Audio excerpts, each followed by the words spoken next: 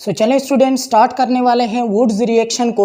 सबसे पहले इसके कुछ पॉइंट्स लिख लें वुड्स रिएक्शन के लिए। जो मैंने यहाँ पे इनिशियली पॉइंट लिखे हैं उसको नोट डाउन कर लें, इसके बाद आसान हो जाएगा वुड्स रिएक्शन। तो पहला पॉइंट है कि Wurtz reaction actually alkyl halide से हम अल्केन बनाने के लिए यूज़ करते हैं। तो ये इसका पहला पॉइंट है। अगर हम कोई वुड्स रिएक्शन कराना चाहते हैं तो उसका मकसद ही यही है कि उसमें हम अल्केन बना लें फ्रॉम अल्काइल हैलाइड। दूसरा पॉइंट ये है कि ये एसेंट ऑफ कार्बन के लिए यूज़ होगा, मतलब कार्बन चेन ऑफ अल्केन, इसको हम इंक्रीज कराना चाहते हैं वुड्स रिएक्शन के थ्रू। जो तीसरा पॉइंट है इसका, product always formed even number of carbon. जो प्रोडक्ट बनेगा वुड्स रिएक्शन से ये actually even number of carbon का होगा, मतलब 2, 4, 6, 8 एंड सो ऑन। इस तरह के कार्बन चेन बनेंगे जो कि इवन नंबर ऑफ कार्बन हो। लास्ट वन पॉइंट जो यहाँ पे मैंने लिखा है कि 3 डिग्री अल्काइल हैलाइड जो होगा ये वुड्स रिएक्शन शो नहीं करता।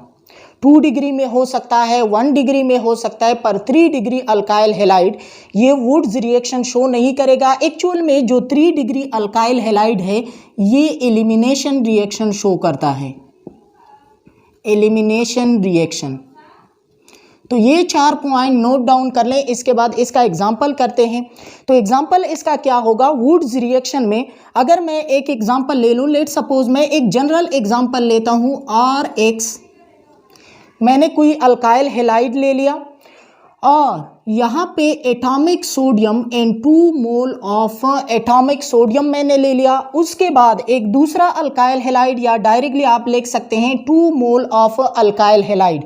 तो दूसरी साइड पे मैं एक और अल्काइल हैलाइड ले रहा हूँ X और R। In the presence of dry ether, अगर मैं यहाँ पे ले लूँ ड्राई ईथर,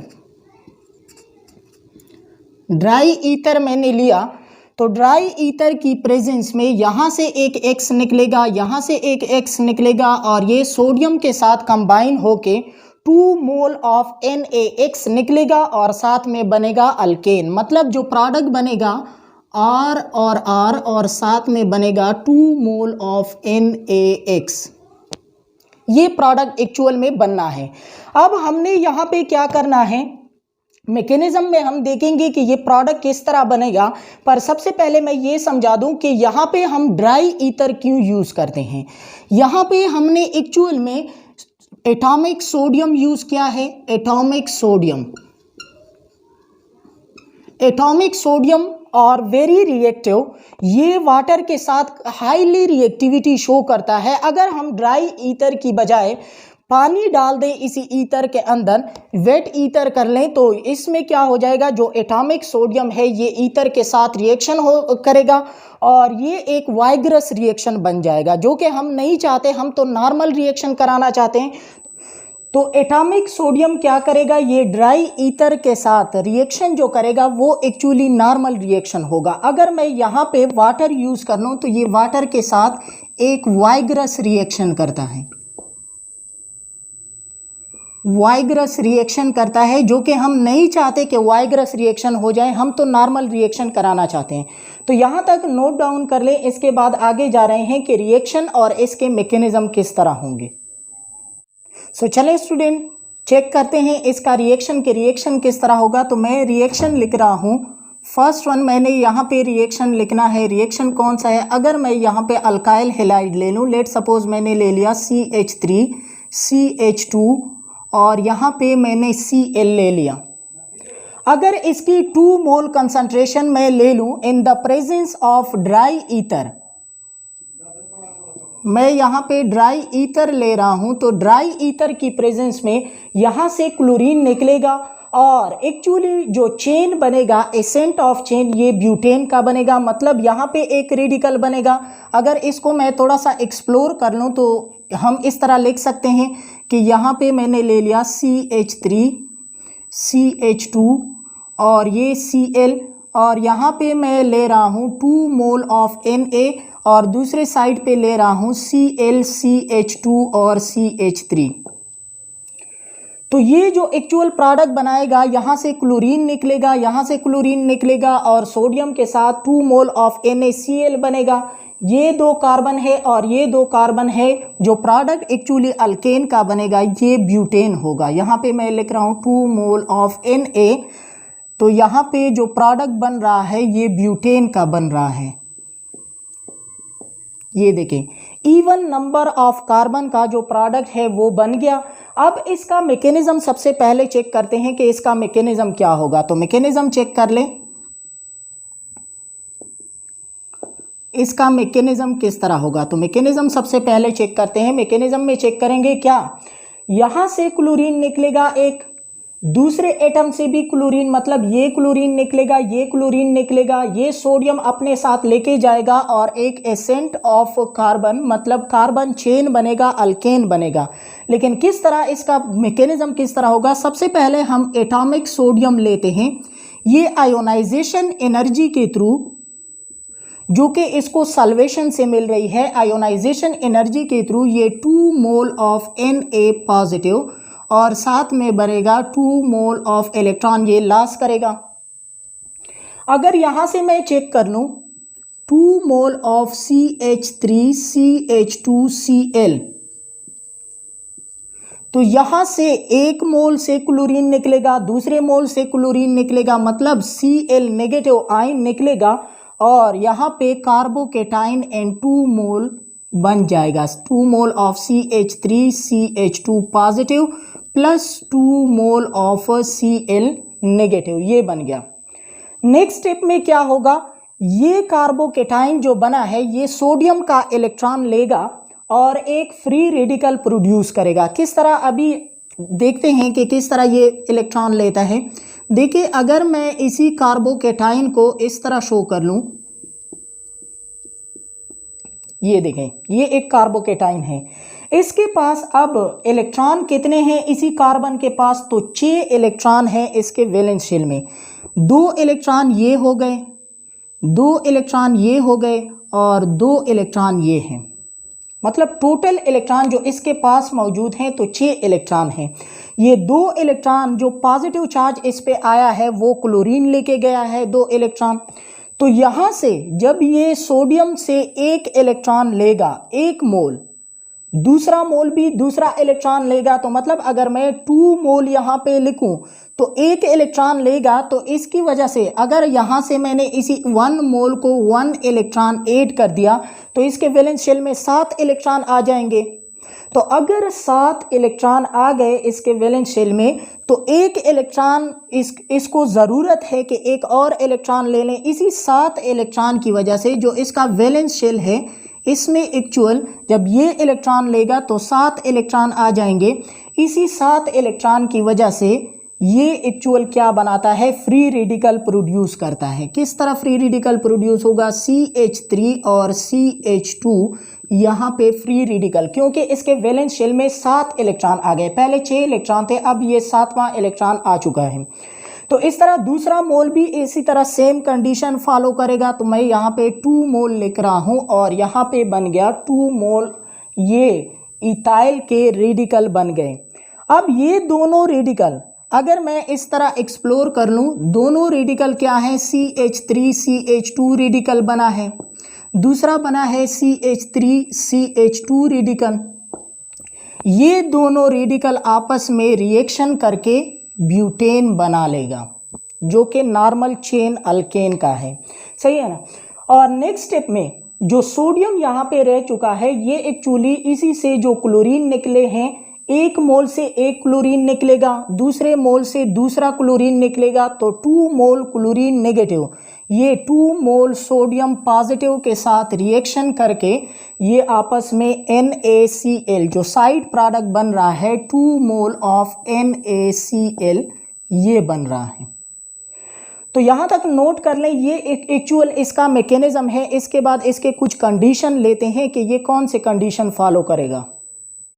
सो चलिए स्टूडेंट, अगर हमने सिमेट्रिकल अल्काइल हैलाइड ले लिया तो इसका जो यील्ड ऑफ प्रोडक्ट होगा वो ज़्यादा होगा as compare to unsymmetrical alkyl halide. किस तरह हम चेक करते हैं, सपोज कर लें मैंने यहाँ पे सिमेट्रिकल अल्काइल हैलाइड ले लिया CH3 और X, in the presence of 2 mole of Na, और यहाँ पे मैंने XCH3 यहाँ पे यूज़ कर रहा हूँ ड्राई ईथर यूज़ कर रहा हूँ। तो यहाँ से क्या बनेगा, CH3 और CH3 ये बनेगा, और मैकेनिज्म के थ्रू यहाँ से X निकलेगा, यहाँ से X निकलेगा, और साइड प्रोडक्ट जो बनेगा 2 मोल ऑफ NaX बन जाएगा। या अगर दूसरा मैंने ये ले लिया C2H5X plus 2 mole of Na plus X into C2H5, जो अभी मैंने रिएक्शन कराया था, तो यहाँ से ये निकलेगा, और प्रोडक्ट जो बन रहा है actually in the presence of dry ether CH3 CH2 CH2 और CH3, और दूसरा साइड प्रोडक्ट जो बनेगा 2 मोल ऑफ NaX बनेगा। मतलब जो हम सिमेट्रिकल अल्काइल हैलाइड लेते हैं तो ये एक्चुअल में इवन नंबर ऑफ कार्बन देते हैं, even number of carbon alkane, even number of carbon alkane. एक तो एसेंट ऑफ चेन हो रहा है, दूसरा even number of carbon alkane मिल रहा है। दूसरा, अगर हम कोई अनसिमेट्रिकल ले लें,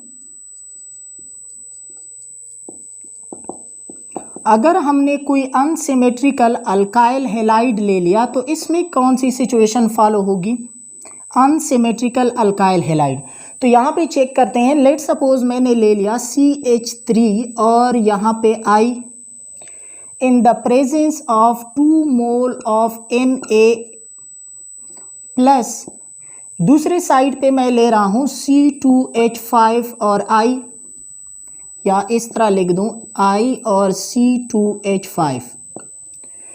तो अगर मैंने कोई अनसिमेट्रिकल अल्काइल हैलाइड ले लिया तो यहाँ पे जो यील्ड ऑफ प्रोडक्ट होगा ये एक्चुअली डिफरेंट प्रोडक्ट बनाता है। किस तरह डिफरेंट प्रोडक्ट बनाएगा, मैं यहाँ पे लिख रहा हूँ in the presence of dry ether, ये कुछ 2-3 किस्म के प्रोडक्ट बनाएगा। सबसे पहला, यहाँ से I निकलेगा तो ये रेडिकल बन जाएगा, यहाँ से I निकलेगा तो ये रेडिकल बन जाएगा। मतलब सोल्यूशन के अंदर अगर एक रिएक्शन हम कर रहे हैं तो मिथाइल आयोडाइड और इथाइल आयोडाइड ऐसा नहीं है कि एक एक मॉलिक्यूल हो, इसके तो काफ़ी सारे मॉलिक्यूल होंगे।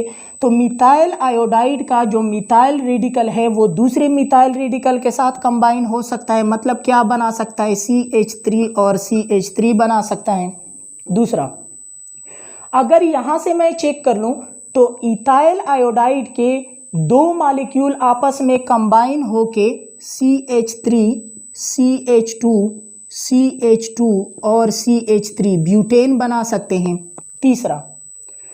तीसरा प्रोडक्ट ये भी बन सकता है कि यहाँ से आयोडीन चला जाए, यहाँ से आयोडीन चला जाए, मतलब ये सोडियम इसको ले लें। तो तीसरा प्रोडक्ट ये भी बन सकता है कि ये मिथाइल रेडिकल और इथाइल रेडिकल आपस में कंबाइन होके CH3 CH2 और CH3 ये प्रोपेन का प्रोडक्ट बना लें।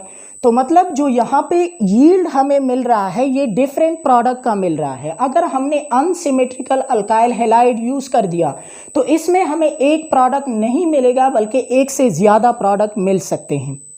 तो अगर मैं आप लोगों से पूछूं, फॉर एग्जांपल अगर मैं ये क्वेश्चन कर लूँ कि मेरे पास है C2H5I एंड 2 मोल, ये मैंने यूज़ कर दिया in the presence of dry ether 2 mole of Na, तो ये प्रोडक्ट कौन सा बनाएगा। सबसे पहला अगर मैं चेक कर लूँ, पहली पॉसिबिलिटी तो क्लियर है कि यहाँ पे एक रेडिकल बनेगा, दूसरा रेडिकल बनेगा, मतलब ब्यूटेन बन सकता है CH3 CH2 CH2 और CH3। ये प्रोडक्ट तो कंफर्म है, ये तो बनेगा।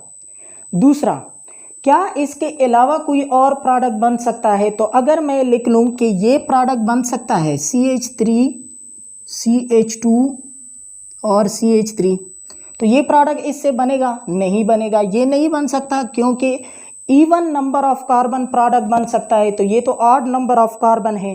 तीसरा, अगर यहाँ से मैं ये लिख दूँ CH3 CH3, क्या ये प्रोडक्ट बनेगा, ये भी बन सकता है, ये अभी बताऊंगा कि किस तरह बन रहा है। तो ये प्रोडक्ट भी बन सकता है। फोर्थ वन, अगर मैं इससे चेक कर लूं एक और product H2C double bond CH2, क्या ये प्रोडक्ट बन सकता है? ये भी बनेगा। तो मतलब यहाँ पे तीन किस्म के प्रोडक्ट बन रहे हैं, एक ये वाला, एक ये बन सकता है, एक ये बन सकता है, पर ये प्रोडक्ट नहीं बन सकता। ये सेकेंड पोजीशन पे जो प्रोडक्ट हमने बनाया है तो ये प्रोडक्ट नहीं बन सकता। ये क्यों नहीं बन सकता अभी मैं समझाऊंगा कि ये क्यों नहीं बन सकता। तो यहाँ तक नोट कर लें, उसके बाद आगे जा रहे हैं। अभी जो हमने सवाल लिया था वो कुछ इस तरह था कि अगर हम 2 मोल ऑफ C2H5 और ये I ले लें तो ये कौन से प्रोडक्ट बना सकता है। तो मैंने कहा कि पहला प्रोडक्ट इसका होगा CH3 CH2 और CH2 CH3। दूसरा प्रोडक्ट ये कौन सा बना सकते हैं, अगर मैं इसका अल्केन बना लूँ ईथेन, तो ये ईथेन भी बना सकता है। तीसरा प्रोडक्ट अल्कीन का भी बना सकता है। ये तीन किस्म के प्रोडक्ट बना सकता है, पर किस तरह बनाएगा ये अभी हम चेक करते हैं। देखिए पहला प्रोडक्ट तो क्लियर है, ये तो बनेगा, ये तो सबको पता होगा। दूसरे प्रोडक्ट में यहाँ पे अगर मैं ले लूँ तो इसका एक रेडिकल बनेगा C2H5 रेडिकल, दूसरा बनेगा C2H5 रेडिकल। तो यहाँ पे एक रेडिकल ये दूसरे रेडिकल के साथ ये हाइड्रोजन शिफ्टिंग करता है, जिसको हम बोलते हैं डिस्प्रोपोर्शनेशन। डिस्प्रोपोर्शनेशन मतलब यहाँ से एक हाइड्रोजन जाएगा इसी का कार्बन पे, तो इसकी वैलेंसी पूरी हो जाएगी और इसकी एक वैलेंसी फ्री हो जाएगी। तो अगर यहाँ से हाइड्रोजन चला जाता है तो इसके पास 4 हाइड्रोजन रह जाते हैं। तो प्रोडक्ट क्या बनेगा, H2C डबल बॉन्ड CH2। मतलब ये वाला प्रोडक्ट बन सकता है। इसको हाइड्रोजन मिल गया प्लस H पॉजिटिव, इसको मिल गया तो इसको हाइड्रोजन मिलेगा तो क्या बनेगा CH3 और CH3। तो डिस्प्रोपोर्शनेशन भी होती है इसी रिएक्शन के अंदर, मतलब डिफरेंट प्रोडक्ट बना सकता है ये इसी सिचुएशन में। लास्ट वन जो अनसिमेट्रिकल अल्कीन है, ये डिफरेंट प्रोडक्ट जो बना रहा है उसको हम क्यों ज़्यादा प्रेफर नहीं करते। ये एक्चुअली जो प्रोडक्ट बनाता है जो अनसिमेट्रिकल अल्कीन है, जिस तरह मैंने ये ले लिया CH3I और यहाँ पे 2 mole of Na plus C2H5N2I, सही। तो ये दोनों जो प्रोडक्ट बनाएगा, मतलब इससे जो प्रोडक्ट बनेगा उसको हम ज़्यादा प्रेफर क्यों नहीं करते। तो यहाँ पे डिफरेंट प्रोडक्ट बन रहे हैं, यील्ड ज़्यादा बन रहा है। मतलब कितने किस्म की यील्ड बन रहे हैं, एक तो ये बन रहा है CH3 CH2 और CH3। दूसरा प्रोडक्ट क्या बन सकता है, दूसरा प्रोडक्ट इसी से भी बन सकता है कि अगर मैं लिख लूँ CH3 CH2 और CH3। तीसरा प्रोडक्ट इसी से भी बन सकता है, अगर मैं लिख लूँ CH3 और CH3, ये भी बन सकता है। पर इन प्रोडक्ट को हम ज़्यादा प्रेफर नहीं करते, क्योंकि अगर हम इसकी चेन को देखें तो ये इसमें इंक्रीजमेंट जो आ रही है, ये 2 कार्बन का है, ये 3 कार्बन का है, ये 4 कार्बन का है। मतलब कार्बन चेन में जो इंक्रीज आ रही है ये रेगुलर इंक्रीज आ रही है। और इसी प्रोडक्ट को हम थ्रू फ्रैक्शनल डिस्टिलेशन, अगर मैं ले लूँ फ्रैक्शनल डिस्टिलेशन, प्रोडक्ट को हम सेपरेट करते हैं फ्रैक्शनल डिस्टिलेशन के थ्रू। तो ये प्रोडक्ट फ्रैक्शनल डिस्टिलेशन के थ्रू एक दूसरे से सेपरेट नहीं होगा, क्योंकि इसमें इतना खासा डिफरेंस नहीं है। यहाँ पे 2 कार्बन, ये 3 कार्बन, ये 4 कार्बन, तो डिफरेंस कार्बन के बीच नहीं है, इसलिए हम फ्रैक्शनल डिस्टिलेशन के थ्रू इसको सेपरेट भी नहीं कर सकते। तो इस प्रोडक्ट को हम ज़्यादा प्रेफर नहीं करेंगे। लास्ट जो मैंने पॉइंट बताया था, लास्ट वन पॉइंट ये था कि 3 डिग्री क्यों नहीं बना सकता। अगर मैं 3 डिग्री अल्काइल हैलाइड ले लूँ तो ये क्यों रिएक्शन नहीं कर सकता वुड्स रिएक्शन। तो ये इसलिए कि 3 degree alkyl halide actually elimination reaction show करता है। 3 degree alkyl halide can not show Wurtz reaction, वो इसलिए क्योंकि ये 3 degree alkyl halide actually elimination reaction show करेगा। तो यहाँ पे इसको हम वाइंड अप करते हैं वुड्स रिएक्शन को और प्रिपरेशन ऑफ अल्केन। देखें, सबसे पहले हमारा फोकस होगा कि सारे नेमिंग रिएक्शन ख़त्म कर लें, उसके बाद आगे जाएंगे। तो आप लोग हमारे चैनल को सपोर्ट कर लें, सब्सक्राइब कर लें और शेयर करते जाएं। टिल देन, अल्लाह हाफिज़।